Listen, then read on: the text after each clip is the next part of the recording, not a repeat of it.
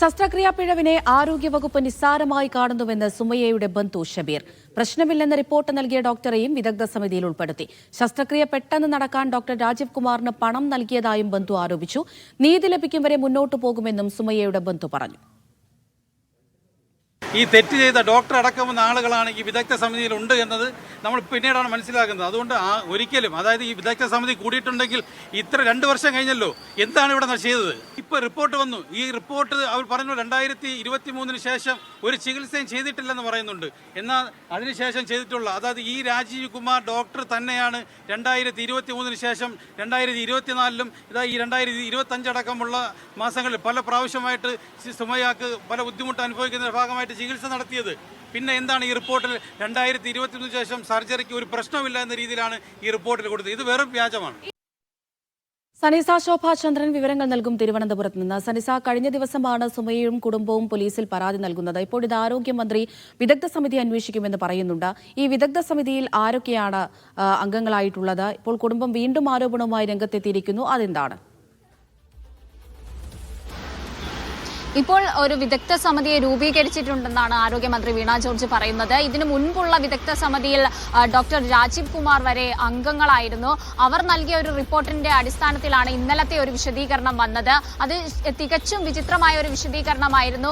എന്നാൽ ഇന്ന് ഇതിന്റെ ഈ പ്രശ്നത്തിന്റെ വിവിധ വശങ്ങൾ പഠിച്ച് ഒരു റിപ്പോർട്ട് നൽകാൻ വേണ്ടി ഒരു വിദഗ്ധ സമിതിയെ രൂപീകരിച്ചതായിട്ടാണ് ആരോഗ്യമന്ത്രി പറയുന്നത്. കൂടാതെ തന്നെ ഈ വിദഗ്ധ സമിതി ഈ ഒരു സുമയ്യയുടെ ഈ കേസിന്റെ എല്ലാ വശങ്ങളും പഠിച്ച് തന്നെ ഒരു റിപ്പോർട്ട് നൽകും. ഈ റിപ്പോർട്ടിന്റെ അടിസ്ഥാനത്തിൽ തെറ്റുകാരായവർക്കെതിരെ തെറ്റ് ചെയ്തിട്ടുണ്ടെങ്കിൽ കർശനമായ നടപടിയെടുക്കുമെന്നാണ് ആരോഗ്യമന്ത്രി പറയുന്നത്. ആരെയും ആരോഗ്യവകുപ്പ് സംരക്ഷിക്കില്ലെന്നും ആരോഗ്യമന്ത്രി പറഞ്ഞു വെക്കുന്നു.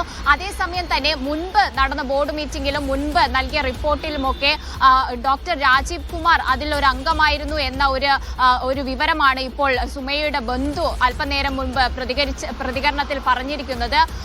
ഇത്തരത്തിൽ ഡോക്ടർ രാജീവ് കുമാർ അംഗമായ ഒരു ബോർഡ് നൽകിയ റിപ്പോർട്ടിൽ എന്ത് വസ്തുതയാണ് ഉള്ളത് എന്ന തരത്തിലുള്ള ഒരു പ്രതികരണമായിരുന്നു സുമയ്യയുടെ ബന്ധുവിന്റേത്. കൂടാതെ തന്നെ എങ്ങനെ നീതി കിട്ടും, ഇത്തരത്തിൽ ഒരു റിപ്പോർട്ടിന്മേൽ ഒരു വിശദീകരണം നൽകുമ്പോൾ എങ്ങനെ നീതി കിട്ടും എന്ന ചോദ്യവും അദ്ദേഹം ഉന്നയിക്കുന്നുണ്ട്. കൂടാതെ ഈ ഡോക്ടർ രാജീവ് അംഗമായ ഒരു റിപ്പോർട്ടിന്റെ അടിസ്ഥാനത്തിലാണ് സുമയ്യയ്ക്ക് ഇത്തരത്തിൽ ഈ ഒരു ട്യൂബ് ഉള്ളത് കൊണ്ട് ആരോഗ്യ പ്രശ്നങ്ങൾ ഒന്നും ഉണ്ടാകില്ല എന്നൊരു വാദം ആരോഗ്യവകുപ്പ് ഇന്നലെ ഉന്നയിച്ചത്. എന്നാൽ അതിനെയൊക്കെ തള്ളുന്ന രീതിയിലുള്ള പ്രതികരണമാണ് പിന്നീടൊക്കെ വന്നത്. റിപ്പോർട്ടിലെ കാര്യങ്ങൾ പറഞ്ഞല്ലോ, വളരെ വിചിത്രമായൊരു ഭാഗമായിരുന്നു ആരോഗ്യവകുപ്പ് പറഞ്ഞിട്ടുണ്ടായിരുന്നത്. അതായത് ഇത്തരത്തിൽ ഇത് നേരത്തെ തന്നെ ശ്രദ്ധയിൽപ്പെട്ടതാണ്, അതുപോലെ തന്നെ സർജിക്കൽ ട്യൂബ് അകത്തുണ്ട് എന്നതുകൊണ്ട് ആരോഗ്യ പ്രശ്നങ്ങളും ഒന്നും ഉണ്ടാകില്ല എന്നുള്ളൊരു വാദമാണ് അവരുടെ ഭാഗത്തുനിന്നുണ്ടായത്. അതിനെക്കുറിച്ച് ആരോഗ്യമന്ത്രിയോട് നമ്മൾ ചോദിച്ചിട്ടുണ്ടായിരുന്നു. എന്തെങ്കിലും ഒരു പ്രതികരണം മന്ത്രി ആ വിഷയത്തിൽ പറഞ്ഞിട്ടുണ്ടോ? മന്ത്രി ആ റിപ്പോർട്ട് കണ്ടിട്ടില്ല എന്നാണ് പറഞ്ഞിരിക്കുന്നത്. അതുകൊണ്ട് തന്നെ ആ റിപ്പോർട്ടിനെ കുറിച്ച് മന്ത്രി ഒന്നും സൂചിപ്പിച്ചില്ല. മന്ത്രി ഇപ്പോഴുള്ള വിദഗ്ധ സമിതി അന്വേഷിച്ച് റിപ്പോർട്ട് സമർപ്പിക്കുന്നത് അതിനനുസരിച്ചുള്ള നടപടി സ്വീകരിക്കുമെന്നാണ് പറഞ്ഞിരിക്കുന്നത്. ഇതിന്റെ ഇന്നലെയാണ് സുമയ്യയുടെ സഹോദരൻ പരാതി നൽകിയത്. ഈ പരാതിയെ തുടർന്ന് ഇന്ന് സുമയ്യയുടെ മൊഴി രേഖപ്പെടുത്തിയിട്ടുണ്ട്.